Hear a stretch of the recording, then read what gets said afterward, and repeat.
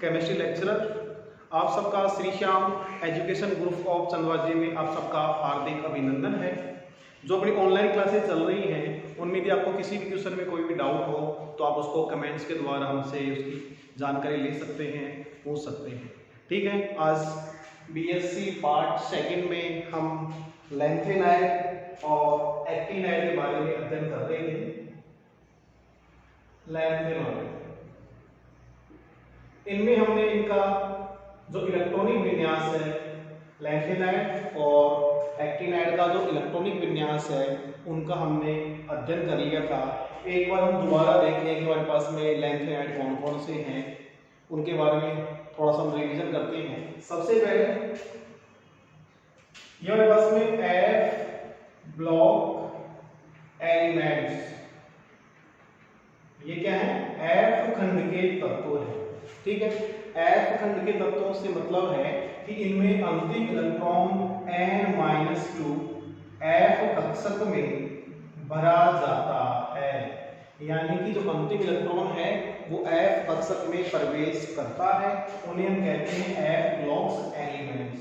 ठीक है, नेक्स्ट है आवर्त सारणी में जो एफ ब्लॉक्स एलिमेंट्स हैं इनको आवर्त सारणी के नीचे रखा गया है। वहां पे दो जो आवर्त सारणी है उसके नीचे दो क्षैतिज पंक्तियां हैं जिनमें एक हमारे पास में 4f श्रेणी, एक है 5f श्रेणी। इसको हम कहते हैं प्रथम अंतः संक्रमण श्रेणी, और जो द्वितीय है उसे हम कहते हैं द्वितीय अंतः संक्रमण श्रेणी। ठीक है, इसके अलावा इसका नाम ये लैंथेनम 57 जो डी ब्लॉक्स एलिमेंट्स हैं उसके पश्चात आते हैं, इसलिए इसे हम लैंथेनोइड भी कहते हैं, लैंथेनोइड भी कहते हैं, जिसको हम Ln के द्वारा रिप्रेजेंट करते हैं। ठीक है, द्वितीय अंतः संक्रमण श्रेणी है उसे हम कहते हैं एक्टिनोइड। जो 89 डी ब्लॉक्स तत्व एक्टिनियम के पश्चात आने के कारण इनका नाम एक्टिनोइड रखा गया है और इनको हम An के द्वारा रिप्रेजेंट करते हैं। ठीक है, लैंथेनाइड में टोटल 14 एलिमेंट्स हैं और इसमें भी 14 एलिमेंट्स हैं। ठीक है, यानी कि जो एफ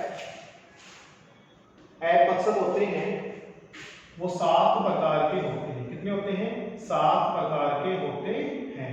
ठीक है, तो एक कक्षक में 2 इलेक्ट्रॉन, टोटल आप 14 इलेक्ट्रॉन भर सकते हैं। तो यहाँ पे हमारे पास में जो 4f 5f श्रेणी है उस प्रत्येक श्रेणी में 14 एलिमेंट्स प्रेजेंट होते हैं। अब बात आती है दोबारा इनमें कौन कौन से 14 एलिमेंट्स वहां पे प्रेजेंट हैं, उनको हम देखें। सॉल्ट में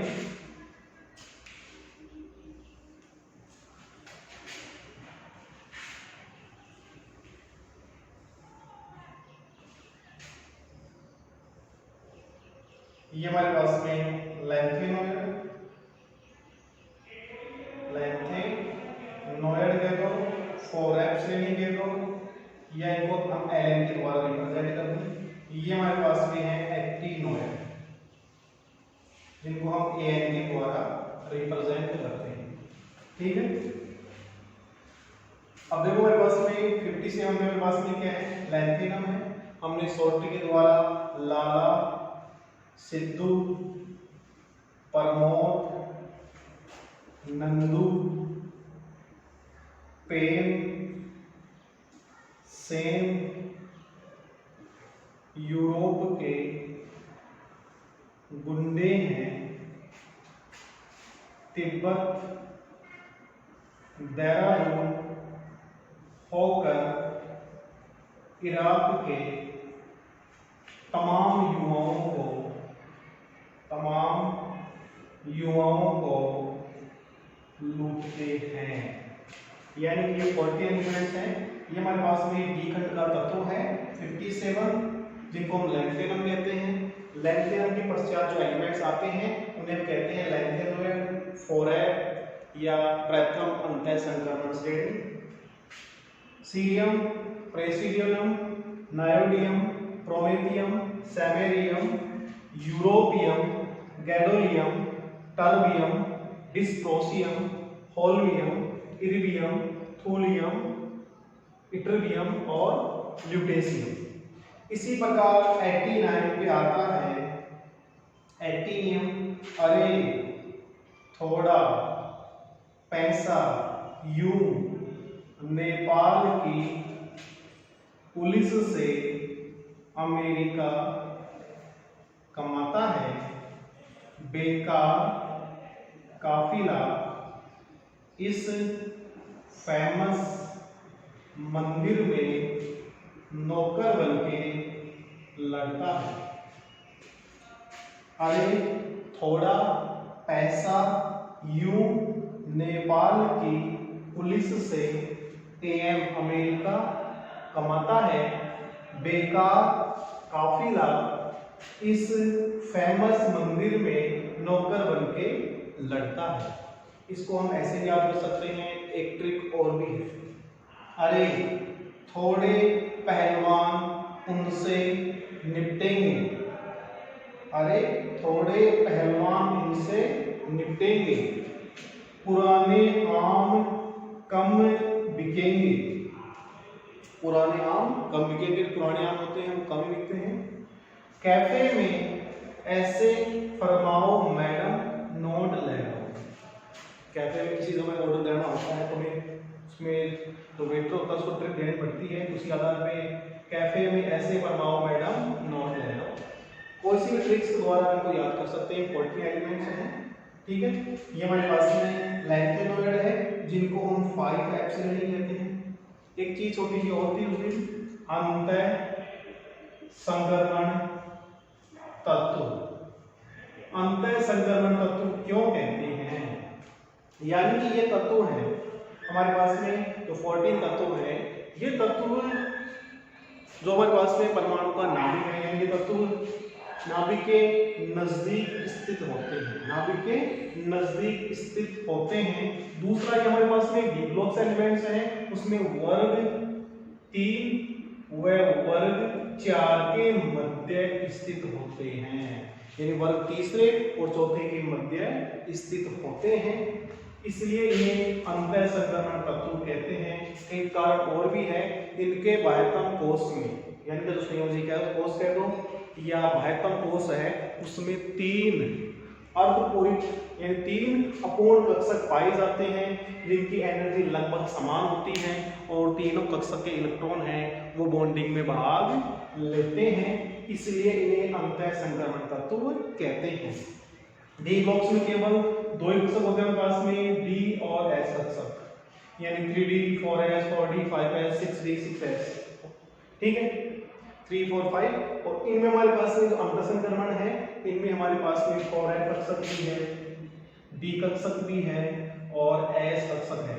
इन तीनों कक्षक के इलेक्ट्रॉन बॉन्डिंग में भाग लेते हैं, ठीक है। अब बात आती है इनकी ऑक्सीकरण अवस्था की, यानी कि हम डिटेल से अब लैंथेनॉइड को करते हैं कंप्लीट। इसकी ऑक्सीकरण अवस्था क्या है, परमाणुकीय आकार क्या है, इसकी चुंबकीय प्रकृति कैसी होती है, ठीक है, और इसके चुंबकीय आघूर्ण का मान कैसे निकालते हैं, यह संकुल जो यौगिक हैं उनके साथ में कंपाउंड किस प्रकार बनाते हैं और इनका पृथक्करण किस प्रकार करते हैं, उन सब का हम डिटेल से अध्ययन करते हैं। पहले लैंथेनॉइड का,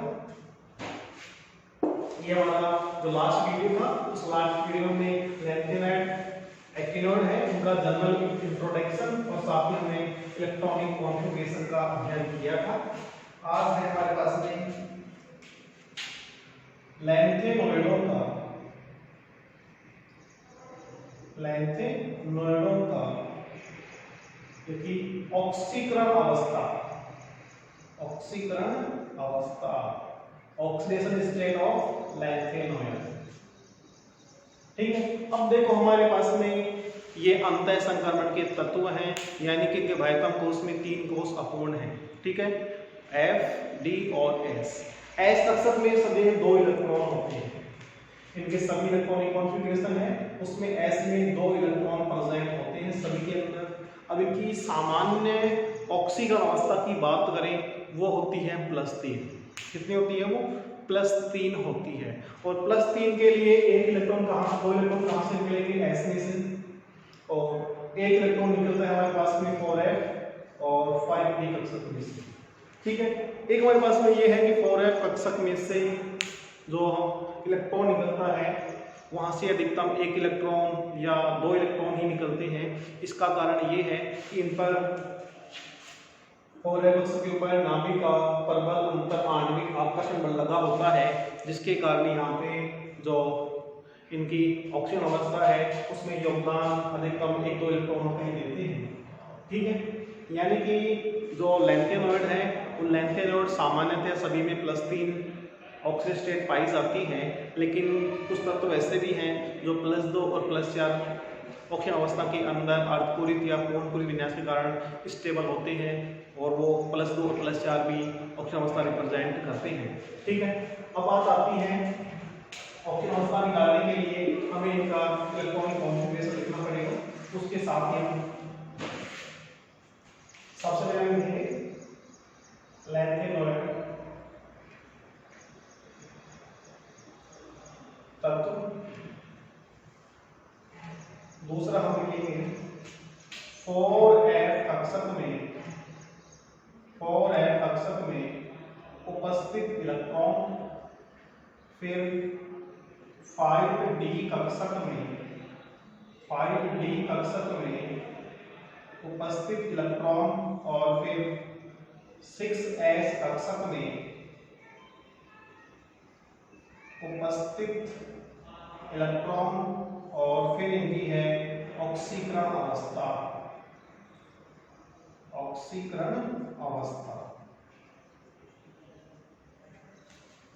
सबसे पहले हम 14 एलिमेंट्स हैं उनको लिख लेंगे, जो 14 एलिमेंट्स हैं उनको लिख लेंगे। फिर 4f कक्षक में जो इलेक्ट्रॉन है उनको लिख लेंगे, फिर 5d वाले लिख लेंगे, फिर 6s वाले लिख लेंगे, और फिर इनकी जो ऑक्सीजन अवस्था है उसको लिख लेंगे।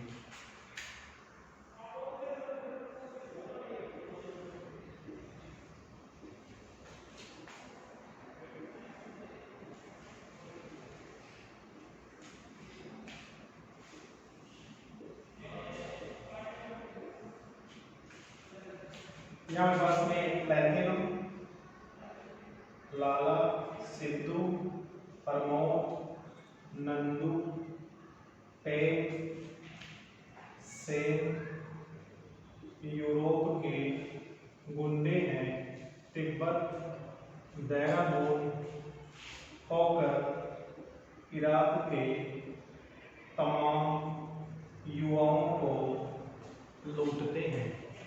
ये हमारे पास में 57, 58, 59, 60, 61, 62, 63, 64, 65, 66, 67, 68, 69, 70 और 71। अब देखो हमने कल जो लैंथेनॉइड्स का इलेक्ट्रॉनिक विन्यास लिखा था उसमें हमारे पास में 2 और 8 नहीं आ रहा था। इसमें एडब्लॉक्स एलिमेंट्स में इसका विन्यास हो जाएगा 4f0, 5d1, 6s2, 54, 2 56 रे 57। फिर इसका विन्यास हम ले लेंगे 4f1, 5d1, 6s2। फिर विन्यास लेगा हमारे पास में 4f3, 5d0, 6s2। ये उच्चक नंबर पे है 54 और 2 56, 56 और 3 59। 4f4, 4f5, 4f6, 4f7 और 4f7। यहाँ हमारे पास में 5d0, 6s2, यानी कि हम यहाँ पे डायरेक्ट इलेक्ट्रॉनिक विन्यास न लिखेंगे, जो एलिमेंट्स हैं हम उन्हीं को लिख दें 0, 1, 3, 4, 5, 6, 7 और ये 7। और यहाँ हम D4 स्टूडियो के जो इलेक्ट्रॉन है उन्हीं को लिख देते हैं डायरेक्ट। 6s में सभी में दो इलेक्ट्रॉन प्रेजेंट होंगे, इसमें कोई वो नहीं है। प्रत्येक अवस्था के अंदर 2 इलेक्ट्रॉन यहाँ पे क्या रहेंगे, प्रेजेंट रहेंगे। ठीक है। अब बात आती है देंगे 0 0 0 1 जो गैलोरियम 64 पे आता है। इसके विन्यास में क्या रहेगा 4f7 5d1 6s2, फिर यहाँ पे 9 10 11 12 13 14 और 14, फिर यहाँ हमारे पास में 0 0 0 0 0 0 और 1। ये इनका वायता इलेक्ट्रॉनिक विन्यास हो जाता है, यानी कि 4f कक्षक 5d और 6s कक्षक है, उनमें ये इलेक्ट्रॉन यहाँ पे है प्रेजेंट है। अब बात आती है इनके इलेक्ट्रॉनिक कॉन्फ़िगरेशन की। हमारे पास की इलेक्ट्रॉनिक कॉन्फ़िगरेशन है उसको हम किस प्रकार लिखते हैं। अब इनका ऑक्सीजन स्टेट है, उनके लिए हम सारणी बना लेते हैं।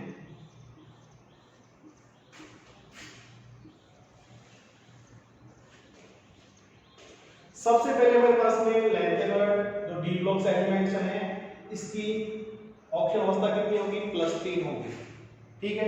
यानी तो हमारे पास में डी ब्लॉक्स एलिमेंट्स हैं, इसकी +3 होगी, फिर आगे +3 +4 +3 और +4, फिर नाइट्रोजन है इसकी +2 +3 और +4, फिर ये वाली +2 +3 +4, फिर सेमेरियम है, सेमेरियम का हम इलेक्ट्रॉनिक विन्यास लिखें, यानी इसे हम ये लेंगे +2 +3 +4 +3। अब इसमें जो हमारे पास में जो +2 वाला होगा वो क्या होगा अधिक स्टेबल होगा। EU के अंदर हमारे पास में जो +2 वाला है इसमें 2 इलेक्ट्रॉन निकलने के पश्चात हमारे पास में D1 में जो हमारे पास में 4s कक्षक है, इसमें 7 इलेक्ट्रॉन अवेलेबल रहेंगे, यानी कि अर्धपूरित विन्यास वहां पे प्रेजेंट होगा। इस कंडीशन में वहां पे जो इलेक्ट्रॉनिक कॉन्फ़िगरेशन है वो +2 वाला हमारे पास क्या रहेगा अधिक स्टेबल रहेगा, ठीक है। इसमें हमारे पास में जो +3 वाला है वो अधिक क्या रहेगा स्टेबल रहेगा, ठीक है। फिर हम ट्रिटियम की बात करें, ट्रिटियम में +2 +3 और +4 वाला यहाँ पे क्या रहेगा अधिक स्टेबल रहेगा। फिर हम डिस्प्रोशियम की बात करें, उसमें हमारे पास में +2 +3 +4 और फिर हमारे पास में +4 तो क्या है +2 +3 +4, फिर हमारे पास में +3 +4 और जाते हमारे पास में इलेक्ट्रॉनिक कॉन्फ़िगरेशन होगा वो +3 +4 वाला ही होगा। और फिर और नियम से हम यहाँ पे +3 वाले लेंगे, मैक्सिमम में क्या रहेगा +3 वाले लेंगे, मैक्सिमम उसमें लेंगे ये हमारे पास में +3 वाला है। अब समझो क्या है ऑक्सीकरण अवस्था का मतलब ये है कि हमारे पास में जो अंतःसंक्रमण श्रेणी है या 4f ब्लॉक एलिमेंट्स के अंदर जो ऑक्सीजन अवस्था है वो डिपेंड कर रही है 3 कक्षकों के ऊपर, 4f 5d और 6s। और एक कक्षक हमारे पास में ये नाभिक है, यानी हमने ये नाभिक मान लिया, नाभिक के बाहर ये हमारे पास में 4f 5d और 6s। अब देखो सभी के अंदर हमारे पास में 6s कक्षक है, वो नाभिक से दूर होने के, यानी हमारे पास में नाभिक है, इस नाभिक के जो हमारे पास में जेड इफेक्ट है उससे दूर है, यानी सभी के अंदर 2 इलेक्ट्रॉन कहाँ से निकलेंगे s कक्षक से निकलेंगे। इसके पश्चात तीसरा इलेक्ट्रॉन जो निकलेगा वो हमारे पास में d में से f में से निकलता है, ठीक है। अब देखो f कक्षक में से इलेक्ट्रॉन कक्षक क्या होता है नाभिक के नजदीक होने के कारण नाभिक का जो प्रभावी नाभिकीय आवेश है या परबल अंतर आणविक बल है वो अधिक लगने के कारण यहाँ f कक्षक से इलेक्ट्रॉनों का जो निष्कासन है वो बहुत ही मुश्किल होता है, ठीक है। यानी आसानी से इलेक्ट्रॉन ये नहीं जाता है इस कंडीशन में। और हमारे पास में डी वाला है, डी वाले हमारे पास में देखो गैडोलियम और जो हमारे पास में ल्यूटेशियम है,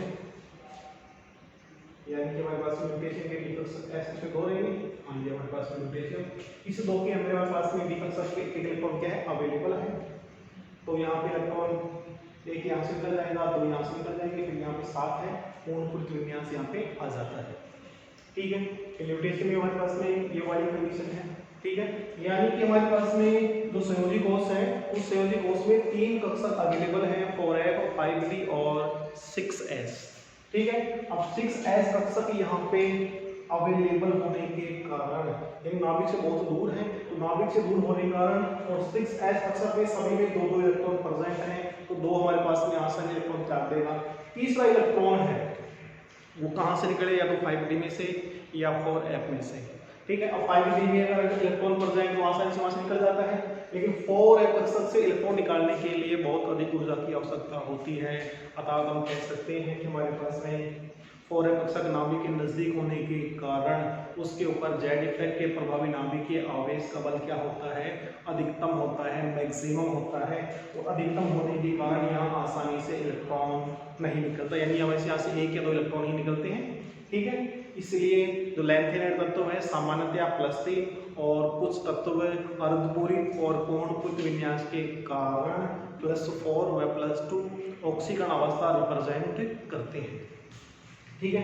हम नेक्स्ट देखें कि लैंथ तत्व सामान्यतया +3 ऑक्सीकरण अवस्था दर्शाते हैं, ठीक है।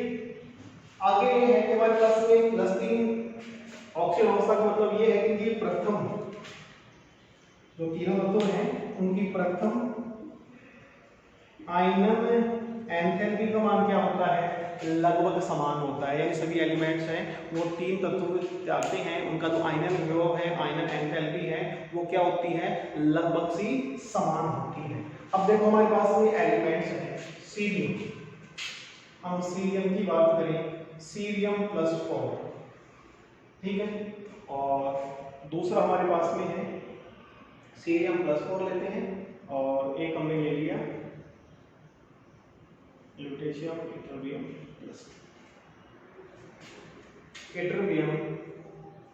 +2, यानी कि ये दो एलिमेंट्स हैं सीरियम और इटरबियम, ये दोनों एलिमेंट्स हैं, ये सीरियम और इसके साथ में टर्बियम और लेते हैं, सीरियम और टर्बियम। और टर्बियम हमारे पास में कौन सा है, ये वाला टर्बियम भी आराम से +4 ऑप्शन अवस्था रिप्रेजेंट कर सकता है, ठीक है। अब इन दोनों एलिमेंट्स की बात करें, ये दोनों एलिमेंट्स परबल ऑक्सीकार की भांति कार्य करते हैं, परबल ऑक्सीकार की भांति कार्य करते हैं। यानी कि ये एक इलेक्ट्रॉन ग्रहण करके Ce+4 है, वो एक इलेक्ट्रॉन ग्रहण करके और Ce+3 बना सकता है, और टर्बियम +4 है, यह भी एक इलेक्ट्रॉन ग्रहण करके और टर्बियम +3 बना सकता है। यानी कि ये दो हमारे पास में सीरियम +4 और टर्बियम +4 आयन है, ये यहाँ पे ऑक्सीकारक का ही कार्य कर सकते हैं, अपचायक का कार्य नहीं कर सकते। यहाँ पे Ce+5 नहीं बन सकता, क्योंकि हमारे पास में सीरियम है, सीरियम के बाह्यतम कोश में, सीरियम के बाह्यतम कोश में हमारे पास में डी कक्षक में एक इलेक्ट्रॉन है, एफ कक्षक में इलेक्ट्रॉन है, 2 यहाँ से हैं, 4 इलेक्ट्रॉन निकलने के पश्चात यह 4f 5d0 6s0 इलेक्ट्रॉनिक विन्यास प्राप्त कर लेता है, जो कि हमारे पास में जो हमारे पास में नोबल गैस है उसके समान 054 उसके समान इलेक्ट्रॉनिक कॉन्फ़िगरेशन प्राप्त कर लेता है, ठीक है। यानी सीरियम एक इलेक्ट्रॉन ग्रहण करके सीरियम +3 बन सकता है, इसका अपचयन हो सकता है, ठीक है। यानी कि कैसा होगा, ये परबल ऑक्सीकार की भांति व्यवहार करता है। कौन सा, सीरियम और टर्बियम, ठीक है। इसके पश्चात हम बात करेंगे हमारे पास में जो 2 एलिमेंट्स और हैं, कौन से, तो सामान्य तो हमारे पास में तत्व है, जैसे हमारे पास में गैडोलियम और ल्यूटेशियम, गैडोलियम और ल्यूटेशियम की बात करें, गैडोलियम हमारे पास में ये +3 वाला है, गैडोलियम +3 और ल्यूटेशियम +3। अब देखो हमारे पास में गैडोलियम अर्धपूरित विन्यास, यानी गैडोलियम में हमारे पास में एक इलेक्ट्रॉन यहाँ पे प्रेजेंट है, ठीक है, एक इलेक्ट्रॉन यहाँ से, 2 इलेक्ट्रॉन यहाँ से, 3 इलेक्ट्रॉन आसानी से काट सकता है, यानी +3 में। और ल्यूटेशियम है, यह भी 2 इलेक्ट्रॉन यहाँ से, 1 इलेक्ट्रॉन यहाँ से जाकर के पश्चात ये गैडोलियम है, ये हमारे पास में 4f7 और ल्यूटेशियम है तो 4f14 इलेक्ट्रॉनिक विन्यास के कारण अधिक स्टेबिलिटी या स्थायित्व प्राप्त कर लेता है, ठीक है। ये एकदम लैंथेनाइड का हमारे पास में ऑक्सीकरण अवस्था हो गई है, ठीक है।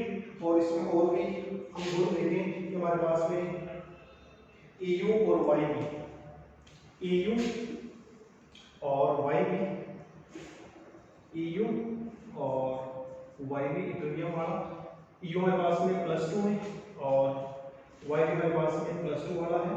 ये दोनों परबल अपचायक की बात व्यवहार करते हैं। देखिए हम देखो EU और YB को देखें, EU और YB, EU हमारे पास में है 63 नंबर पे है और YB हमारे पास में 17 नंबर पे है।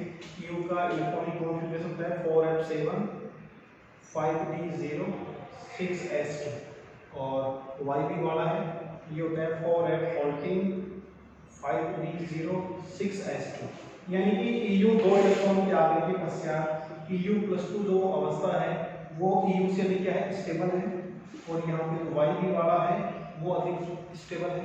ठीक है, इस कंडीशन में अब देखो हमारे पास में EU+2 है, यदि एक इलेक्ट्रॉन त्याग दें, एक इलेक्ट्रॉन और त्यागने के पश्चात EU+3 बना सकता है और ये हमारे पास में YB+3 बना सकता है। यानी कि हमारे पास में EU और YB है वो परबल अपचायक की भांति व्यवहार करते हैं, परबल अपचायक की भांति व्यवहार करते हैं। ठीक है, हमारे पास में परबल ऑक्सीकारक भी है और परबल अपचायक भी है।